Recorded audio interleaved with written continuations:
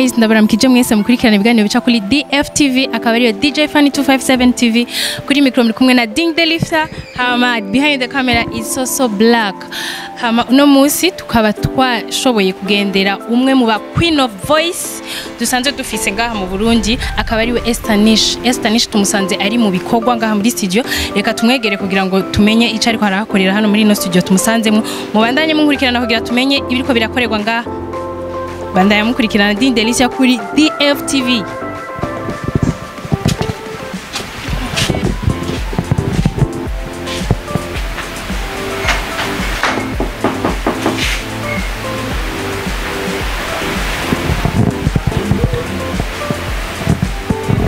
Estanish. Ça va uraho? Vipi? Kumengura kabo.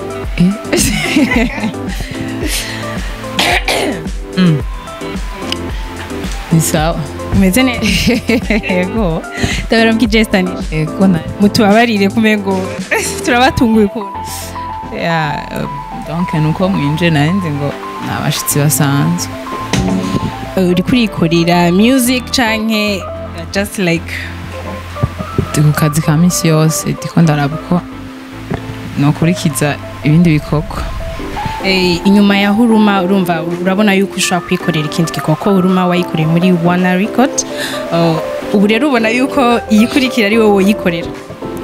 Bon, ndaranja gusa nkagira arrangement nkakora beat mu producteur ndabijana ku bashobora kugira ama mixage bakagira bagaca bongereza ubumenyi bundi bafise busumba ubwo mfise ntarashika ko muri umwanya. Estanish ibyo bintu byo gukora ibyo onye uri kurikorera tugusanze mu muri umwanya wari ufitsemwo uburambe bungana gute? Bon, nyanza ko natanga gufata imashini nimenyereza muri za 2015 2016 gutyo. Ego. Donc umva bimaze nk'imyaka 4-5 irenga. Ego. Duheruka kubona video yawe ya Huruma ni gospel music. Bon, twarabonye amasanamu amwe agenda yerekana ibintu bitandukanye. Estanish ibintu by'abapfumu iyo ide uba wayikuye? Bon, urabona umuntu hajya uri umu artiste kuririmba ubuzima niyo bon ça dépend n'intumbero umuntu yihaye mbwa kenshi ndakunda kuririmba ubuzima buri réel je turavye tufatiye ku byo abantu babayemwo ku ngeso z'abantu canke ku byo tubonesha amaso bimwe hari abantu benshi bien sûr babaye batazi yuko Imana iriho babaye batazi yuko Imana ikora donc iyo babonye nashatse gusigura yuko iyo ubonye ukoze ikintu nk'akarorero nk'ubu unyendagiye ku mupfumu arangiriye ibyangirira mugabo nce nibagira yuko après tout ça Imana ariyo yaremye n'uwo mupfumu nkaca ngaruka ndonka nka studio cyangwa nkaronka ibindi bintu nari nkeneye ko mupfumu nkaca ndondera nk'impene cyangwa amafaranga nkamutekera ati wako uriyo kuja gushima Imana nibagira ko Imana nayo ariyo yaremye n'uwo mupfumu ndiko ndaja kurondera. Donc ni ibintu nashatse gusigura byo kwereka abantu ibyo bagerageza kwiyumvira muri vie nyene yabo ukuntu bafata Imana ni iki kuri bo. Estanish biramaze gushika ukiyumvira kuja ku mupfumu canke uramaze kujayo? Sinibaza kweri nta n'umunsi ndatanda.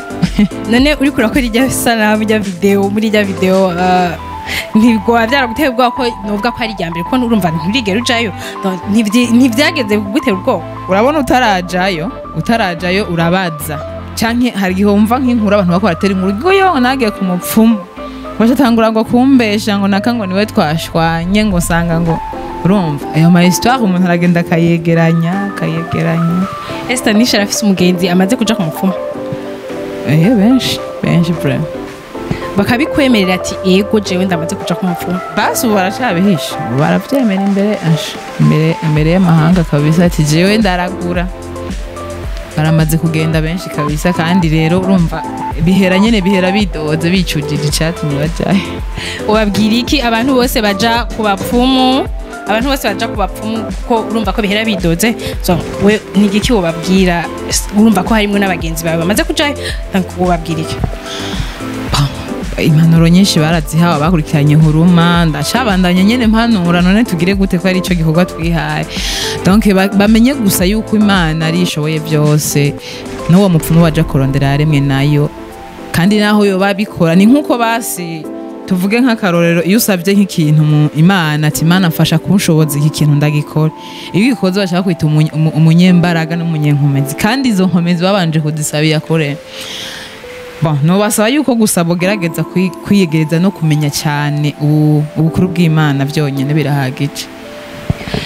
Muri Huruma twarabonye wararirimbye indimi zishika kuri 3 Estanish ni zihe ndimi ashaka kuvuga ati iyi rurimi no ruvuga iminota 10?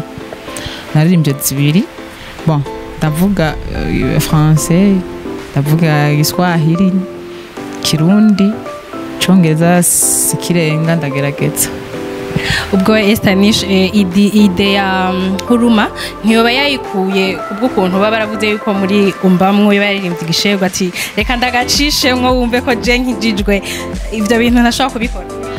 Bon Jesse simpora nkora ndavyigisho ry'umuntu ndakora tubivanye n'ibyo mba numva mu mwanya nokora ikiri ku mutima haraho umwanya mba numva yuko nogarukira Imana canke nkumva nyene noririmba indimbo yo gushima sinkora ndavye ngo amaso y'abantu ngo bako bancira urubanza uko kuvugwa ko urabizi birajana no muririmbye uwo baza dudu canke akabaza ba Fortran nabo babavuga ibindi tutazi kandi baririmba gospel rero urumva ibyo ça compte pas kuba nashatse kuririmba iyo ndirimbo donc nayiririmbye tuko yari muri numva ariyo inspiration mfise muri uwo mwanya yo nokora.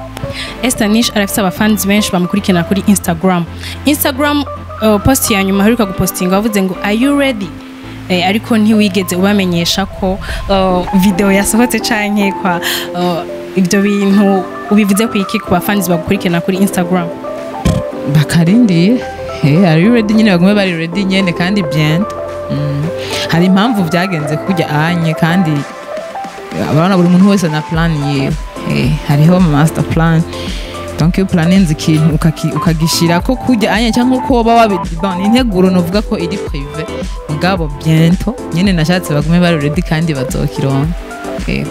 Estanish uraheruka gupostinga umwana wawe le 23 décembre umwifuriza Noel nziza turashaka kumenya papa w'umwana nimba atari bana ntabwo bikinjohera ko cyane nguma ninjiramwe ubuzima bon plusieurs journalistes baramaze kukimbaza ko cyane mugabo sindabikunda kukivuga ko kuko byararangeje nawe byararangiye ariko ntibishobora kukubuza kutubwira ati ni naka iyo nguma ndakigarukana muri vindimwo ubu ndiko ndabamwo umengo hariho ibindi bintu ndiko ndashaka kuguma mvuga kuri we kandi cyanke bikamuha kuvyimba ko nisha gumagaru kwizina ryo riguma rigaruka mu kanwa kanishi mugabo for real nta conflict vitaniye bitwa DJNC ego gusa nyene simba nkeneye ku urabizi dawe umuntu akira kugarukana muri kahise kawe kagetse kimita kivi none dufatiye kuri aka kanya n'udeti nta conflict hari canke iki indirimbo wasohoye yitwa waradekonye ubwo ntiwo baririmbye DJNC kandi iyo niyavuba vraiment kandi ni histoire naririmbiye umugenzi nta muntu numwe nta mu ex mfise pour le moment nayiririmbi yaranje mutunda yikora kuko narayanditse kera sikera cyane muga ntitwari kumwe na NC cyandayibika nza kuyisohora ubonye donc nje kuyisohora atari mu ex mfise dayiririmbira rero umva nta deception yatumye nsohora waradekora. Estanish muri umwanya ari mu rukundo canke ari ngaho ararondera bon sinzi ngira ngo ako kabazo sinzi ukuntu nokishura sinzi ukuntu nokishura ko gusa ndarurimwo Huruma wayisohoreye muri Wana Record woba uri muri management ya Wana Record canke yari just korerayo bisanzwe? Turakora bon ni studio nimvamwo iri mu ma studio nkunda nayo narayikoreye nkuko noja gukorera no mu zindi studio kandi nshimira ko bayikoze neza ni nkuko no ngaha anye noza nkakora yego ni kuvuga ngo ahariho hose Estanish arafise kwakorera nakora ko yari kuko umva urariha uburyo bukenewe hamugakora nta kibazo. Kuri no mwanya Estanish uwipfuza kugira collab nawe kuri no mwanya ubasabwa iki canke avugana ndafise umuntu aserukira ajejwe ivyo barashobora kuca badiskita nibisanzwe hama bakampa icegeranyo cy'ivyo bavuganye abakunzi mugwa mukurikirana DFTV muravyumvise umuntu wese yifuza gukorana igikorwa kimeze neza n'uyu mu Queen of Voice dufise yitwa Estanish uravyumva arashaka kumurondera urabyumva nyene ko atari ibintu byo gupararanganya nyene Estanish ndakunda kubaza kano kabaza imbere yuko mpeza ikiganiro ni kihe kintu novuga ati ngucishije mu cirore ni kihe kintu uvuga ati jewe Estanish ndikunda en fait akantu ndi fier nako kuri jewe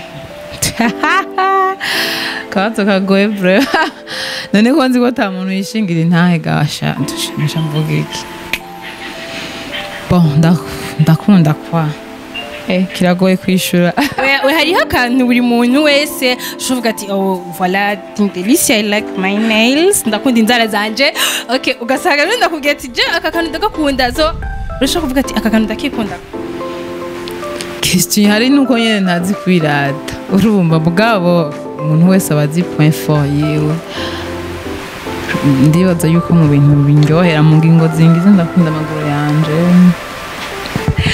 guys Estanish arakunda amaguru yiwe I think nimuzoca muja kumuraba amaguru yiwe no urumva yama yafutse nico gituma nashaka umuntu araba amaguru yiwe reka tugucirire cyane Estanish ndagushimiye gose kuri kano kanyu duhaye naho twagutunguye tugirira ikigongwe haba merci cyane ibikorwa byiza yego namwe muroranigwe ndabashimiye cyane TV ya DF DJ ndabashimiye cyane namwe bafanzi mukomeze mukurikirana ibikorwa bya Estanish hama bientôt vuba cyane mugume muri ready kakantu mwari murindiriye bientôt karaja ku mwanya guys ngo mwame muri ready twari kumwe na Estanish I don't care cause I know you're here for me you will never leave me alone kokona jidunda niwe gitare kinigira ichora n'umurango naho notamo munga w'igitutu